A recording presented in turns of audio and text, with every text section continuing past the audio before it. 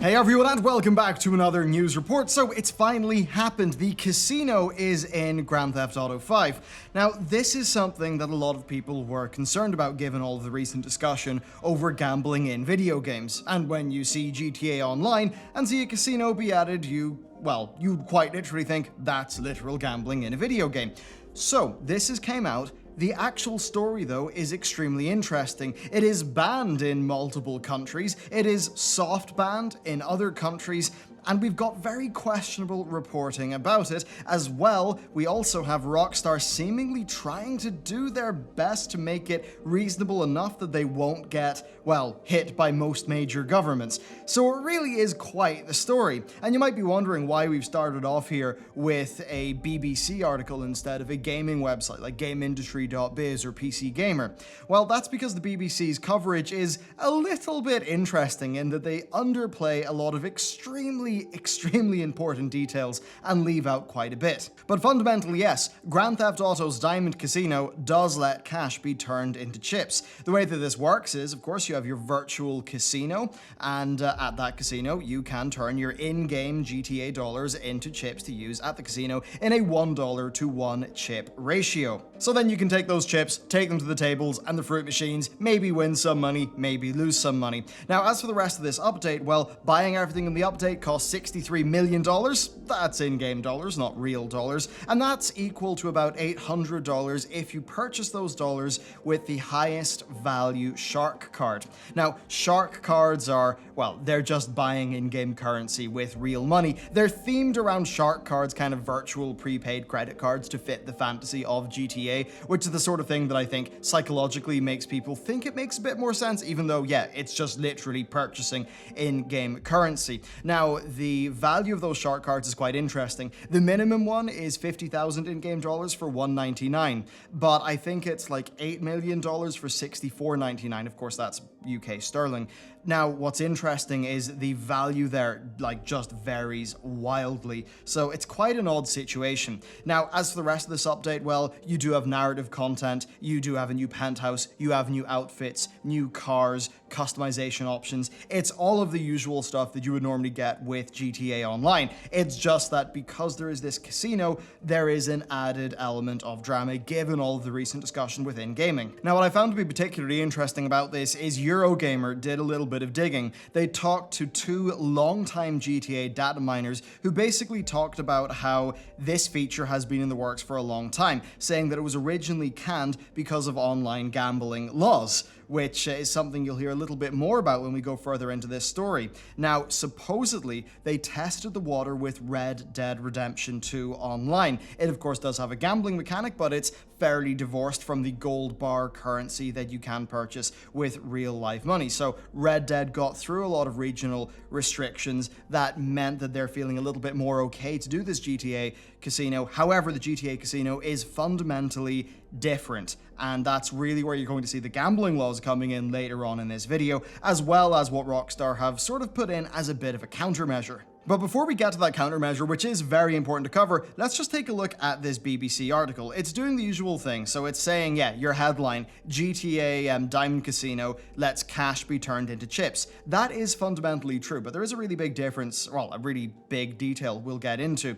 And of course, they do say that the game is rated ages 18 and over, but it is popular amongst teens, and that absolutely is the case. They go on to talk about what the currency can actually be used for. And when we get into today's second video about the UK parliamentary hearing, this actually will become very, very relevant indeed. Now, the BBC get onto one of the main topics here, saying some players reported that they could walk around the casino area, but that the gambling tables were blocked in their country where the gambling is illegal. Now, this is very interesting because there is a 3-tier system with how Rockstar have implemented this. So, there are countries like the UK that are just anything goes. You can go in, you can use Shark cards to get in-game currency, and then there is a limited way to turn that currency into chips.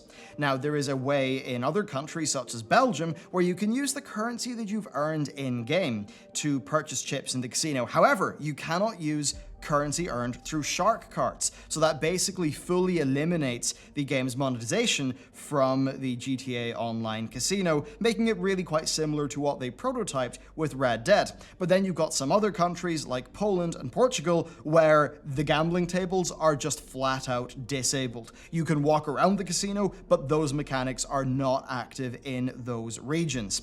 Now, the BBC go on to talk about the mixed reactions that people are having to this, and I think that is fair. There is a mixed reaction. They found a streamer, I'm not sure how big his Twitch is, his YouTube is about 200k, who basically said, they've done it, I can't believe they've done it. That's what he said after finding out that you can convert your in-game dollars into the chips. Now, what's very important here is the limitation that Rockstar have put in, and it's really important to actually mention this. It really does impact how this system works, because what a lot of people are immediately going to think upon looking at this BBC headline is cash be turned into chips.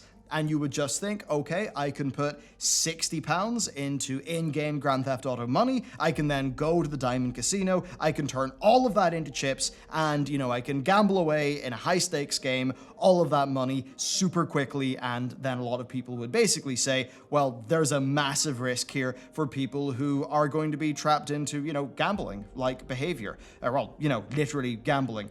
People who would maybe just not have the self-restraint for whatever reason to be able to say no to that and to stop. And, if I think about a direct example of this, you actually have EVE Online. Now, this is something that the creator of EVE, CCP, have actually prohibited. They've stopped. The way that it used to work back in the day, though, is you could purchase a Plex. You could click in your Plex and it would give you 30 days of game time, or you could put that Plex basically on the in-game market and you could sell it for ISK, which is the in-game currency, interstellar credits. Now, with that ISK, you could then go to one of the casinos that was operated through an in-game corporation. Now, that is a player-made corporation. They built a website, they built their own gambling systems on their website. You would trade money to them, and then they would update your account. And that was a way where a lot of people would go through, a lot of money compulsively gambling on those virtual items in EVE Online, even though it was a secondary market that CCP were not really involved with. But of course, they did decide to stop that. And one of the main problems with that is there was no cap on it. You could put £1,000 into Plex, straight into ISK, and then gamble it all away. And this is really where Rockstar put in a very important countermeasure. So let's talk about this countermeasure, and I wanted to bring up the BBC's coverage of it because I didn't think I thought it was pretty bad journalistically because it left out key details. So, the conversion rate in 2019 is roughly $500,000 of GTA money for £5.99, with discounts for higher amounts purchased. There is also a limit on how many chips can be purchased every hour in the new casino. So that means there literally is a limit in that conversion that you can make. Now, where that limit is placed is extremely important, because if that limit was, say, £20 an hour, we would obviously have a really, really big problem. A lot of money could be, pissed away in no time through a system like that. What's actually happened? Well, they have currently got it so that it's 50,000 chips. Yes, you can make 50,000 chips per hour in this casino. Now, that 50,000 chips, in terms of its real-world value, if you are purchasing a more expensive bundle of shark cards, it's like 60 pence. Maybe it can go up to 150 if you are purchasing a less efficient, shark card bundle. So that basically means that it's capped to say, let's just say $1.50 per hour. That's the maximum amount of money. But if that, instead of being $1.50, if that was, say, $15, then that would be a big problem, in my view, because $15 an hour, that is a lot of money if somebody is doing that 3 or 4 hours a day, maybe 2 hours a day for a month. And you might think the average player won't do that, and you would be right. But the problem here is, what the industry, using pretty dehumanizing language, calls, whales. There will be people who will use that compulsively. And that's essentially what Rockstar seem to be very aware of here. And this brings up a very, very important line that the industry has to walk. And when we go into our deep dive of the Parliamentary Committee later on today, you'll see a lot more of this, where essentially they need to not take the piss. They need to put things in like this to prevent abuses, because if they don't, a lot of these companies know fine well they will be regulated. Now, of course, this is Rockstar. We recently heard Strauss-Zelnick, who's pretty much, if you follow the chain up, he's the man at the top. Strauss-Zelnick was talking about how they don't have loot boxes in their games, so loot box legislation wouldn't really impact them. However, in one of their games here, you do see a fine line, and what we see here is them putting in, I think, a fairly conservative limit on how much players can actually translate their in-game money into the chips for the casino.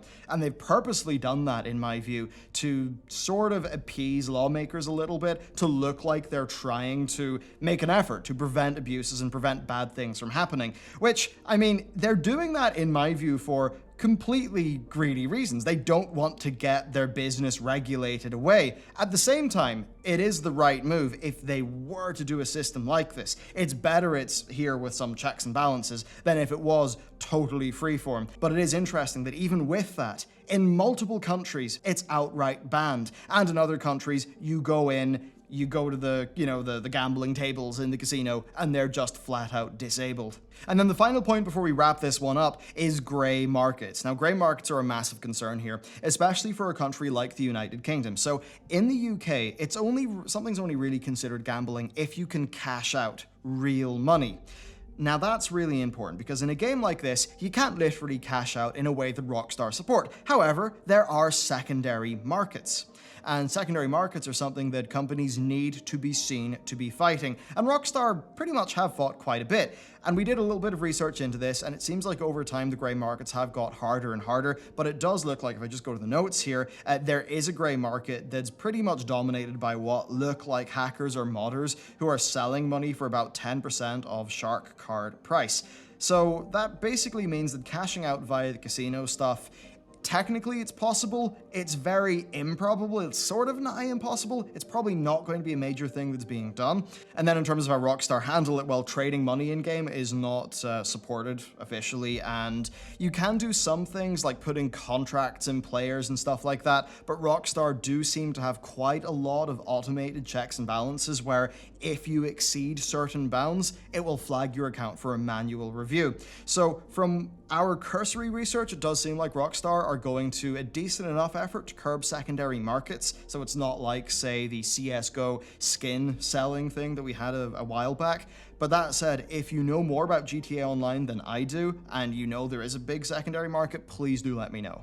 So yeah, I think it's a very interesting topic. The reason why I decided to go in this BBC article is because there are some relevant things to the story that they really should have covered a lot better. They should have mentioned the specifics of that hourly limit, because that really is important here in how Rockstar have designed this. And I'm not saying that to shill for Rockstar or anything like that. I'm bringing that up to make it very clear that Rockstar clearly know that if they take the piss with this, they will get the slap from the government. And they already know they've got the slap from many governments because it has been disabled. So it's a very, very interesting topic. Later on today, we'll be doing more of a deep dive into the legislation behind all of this stuff. It is extremely interesting. Yes, it's a parliamentary committee, but don't worry, we've done the boring work for that video, so stay tuned for that. And for now, just let me know, what do you think of this Rockstar situation? Do you think it is okay for this casino to exist in the way that it does? Do you think it would be okay if the casino just did not accept Shark card money, like it does in some countries, such as Belgium? I think in that case, yeah, fine, it's totally okay to have that in the game. For me, it is just whenever that real money comes in that I suppose there is a bit of an issue. But anyway, what I really want to know is what you think, so let me know down below, and stay tuned for our deeper dive and our comb through the UK Parliamentary Committee later on today. Might sound boring, but I think you'll find it pretty interesting. Thanks, and I'll see you next time.